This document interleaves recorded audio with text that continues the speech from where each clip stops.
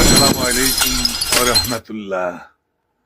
আমি হাঁপিয়ে গিয়েছি এই চেনা পৃথিবী ছেড়ে পালাতে চাই দূর কোথাও, অনেক দূর, যেখানে পিছু চিনে অসুখগুলো আর আমার কাছে পৌঁছেতে পারবে না, যেখানে পিছুটান শব্দটা আমায় তাড়া করবে না।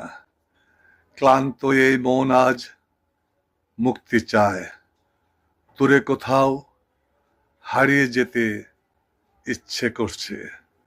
সেখানে নেই কোনো পিছুটান, নেই কোনো মানসিক চাপ, শুধু একটু শান্তি আর নীরবতা।